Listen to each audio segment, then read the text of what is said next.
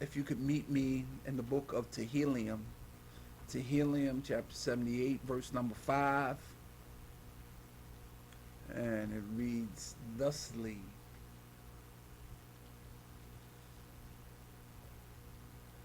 For he raised a witness in Jacob and set a Torah in Israel, which he commanded our fathers to teach them to their children. Continuing in on our series on how to be a mighty man or woman of Yah, sub-series on we must teach our children the knowledge and the fear of Yah, and our sub-series Transformers part 31. I want to look at this thought. Can you see, and more importantly, do you see? And I have a confession. I have been going in on this lesson, this sub-series for some part or for some point in time. And something that Yah showed me that really struck me.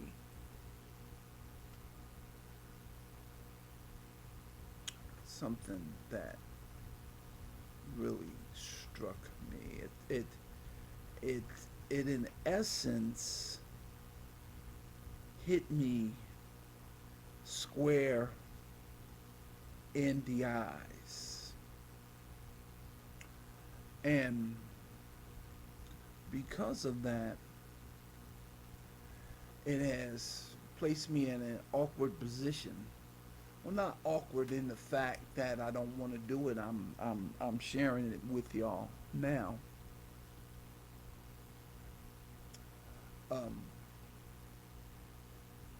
But the fact that I need to apologize. I need to apologize. One, I need to apologize to my Isha. One, and then I need to apologize to my daughter. Two, I need to apologize to myself, and more importantly, I need to apologize to Yah. For that, I am sorry. I do apologize to y'all because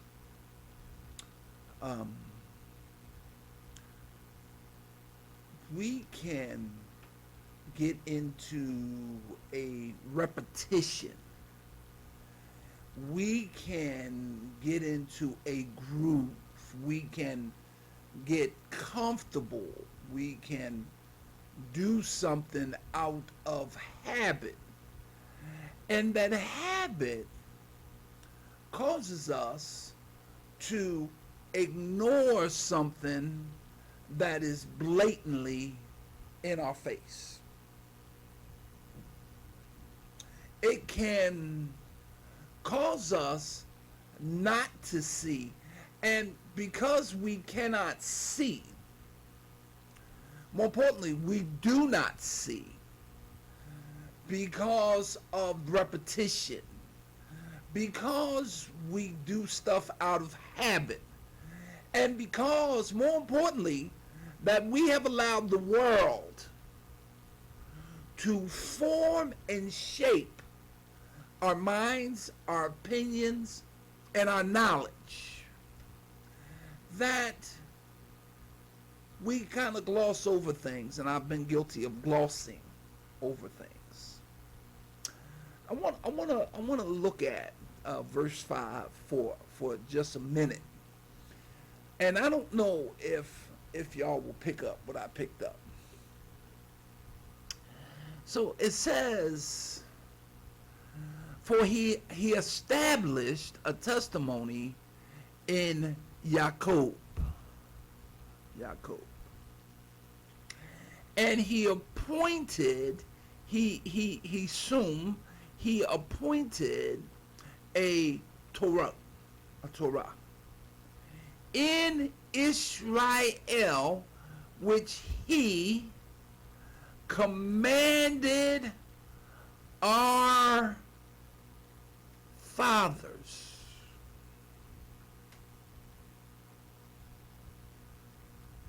Our fathers. That word fathers right there is the Hebrew word ab. Ab. Father, a literal and intermediate or figurative or remote application. He commanded our fathers, our Abs, that they should make known to their ben, to their children. It is the responsibility of your father to teach you the things of Yah, the fear of Yah. It is the responsibility, and let me throw this disclaimer out here. I'm not saying that my wife is my child. My wife is my wife.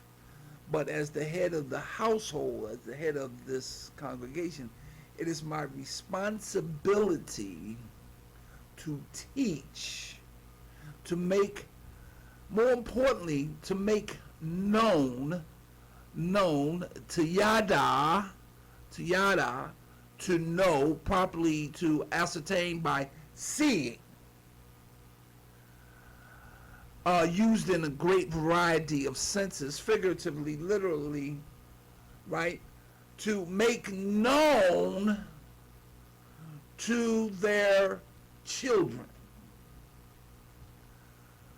the Torah, the law, that which Yah has commanded, the Torah, the precept or the statute, especially the Decalogue or the Pentateuch. Okay? In this, that they might know and that they might fear. Somebody had made a comment, and I responded to that comment, and they were saying something about mama would make me go get mine, or mama would do whatever. And I said, not my house. You know, my father would do. My father would go. My father would make sure that I was able to defend myself, to protect myself. Right? That I was knowledgeable. My father. In fact, my father would knock my head off if there were some things that I was not supposed to be doing. But he would also come in defense of me if there was things that I was doing that was correct and somebody took advantage of me. He would do that. Make sure that I was able to learn how to fight and defend myself. No, not to be shortchanged and taken advantage of. He would wake me up 2 o'clock in the morning, and he would make me read because he wanted to make sure that I had an education. Now that brings me into my lesson, we can move on from here. And the thing of it is this is what type of education are we getting? What can we see that's going on, and what, more importantly, do we see? And so I want to throw something out here Um, I was watching something and they were talking about. Now I was familiar with this before, but y'all began to show me something, and so basically, um, we did an overview of the Racial Integrity Act, and the Racial Integrity Act was enacted by the Virginia Assembly in 1924. And it was a cornerstone of segregationist policy in the United States. And it became a model for similar laws across the Jim Crow South. And the act was designed to enforce white supremacy by strictly regulating racial classifications and prohibiting interracial marriages. Now, that's not why I'm bringing this up, but some of the key provisions is that the racial reclassification, the act required that all birth and marriage certificates in Virginia record a person's race as either white or colored, eliminating previously more nuanced categories, and anyone with any traces of African or colored ancestry were classified as colored. They defined whiteness, they prohibited interracial marriages, and they proposed legal penalties for falsifying racial identity on official documents. And it became a felony punishable up to a year in jail. Now, within this, there was the Pocahontas exception, and more notably amended, known as the Pocahontas exception, allowed individuals with up to 1/16th American Indian ancestry or any other non-Caucasian ancestry to be legally classified as white. Thus, the reason why we see a lot of white folk running around here calling themselves Indians. This concession to Virginia's elite, this was a concession to Virginia's elites who claimed descendants from Pocahontas and feared the law would jeopardize their social status. The impact on indigenous and black communities, it was an erasure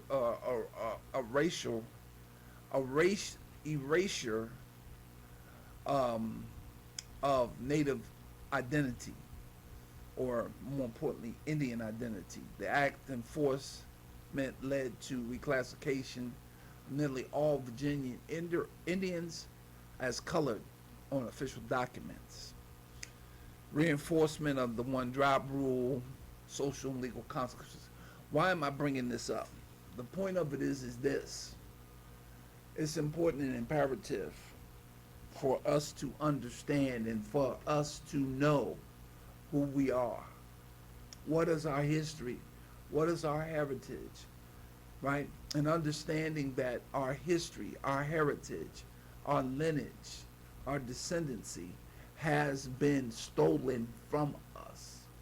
If you don't know who you are, if you cannot articulate your history, your heritage, that can lead to them being able to steal your identity. Come on, y'all don't want to talk to me. The legal challenges and repeal, the Racial Integrity Act remains in force until it was overturned by the United States Supreme Court in Loving versus Virginia. And in fact, they had a movie about that. I don't know if you remember us watching that in 1967, which ruled that laws banning interracial marriages were unconstitutional. Now, notice they talked about the interracial marriages were unconstitutional, not the fact of what they did under the skirts of that. So, I asked the question, and hopefully you're asking the question too. Was the Racial Integrity Act a form of genocide? And it was considered a form of paper genocide.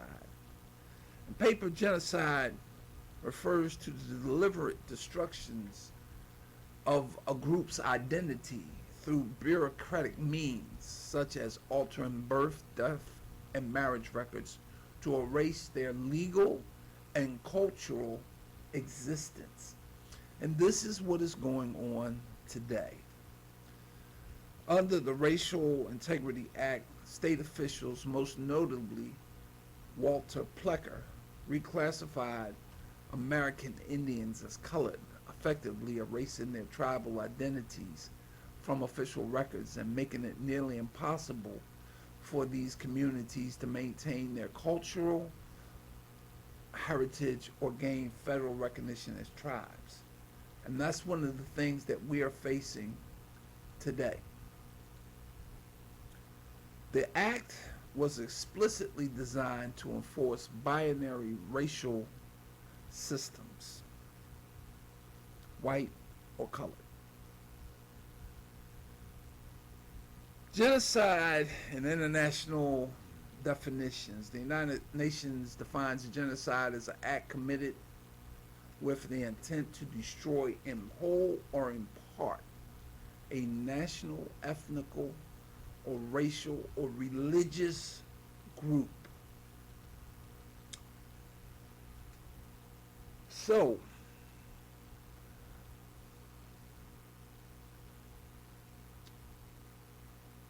were we deceived into being reclassified into something else? Yes. And I'm just talking about being a native or not a native, an American Indian.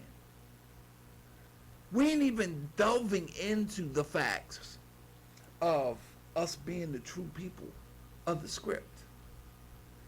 We haven't even touched on the fact that this has also been another form of genocide. And I watch Fox News quite a bit, but I've gotten a disdain for Fox News because all I hear them talking about is anti-Semitism. And this anti-Semitism is related to those people who call themselves Jews. Not even the point that the anti-Semitism deals with the hate that has been projected upon us as a people.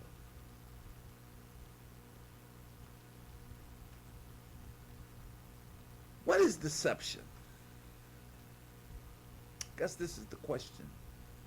Deception is an act of deliberately causing someone to accept something as true that is not. Turn with me to the book of Job, chapter 36, verse 14.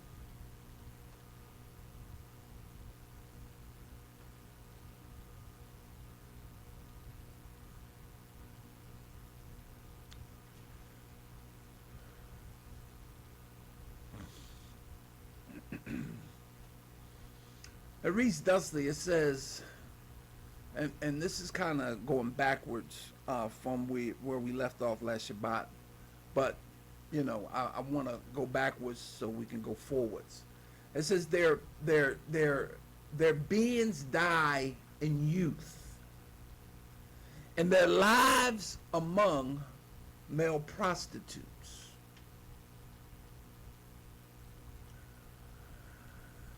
Our children are dying in their youth because they have not or they do not know the truth.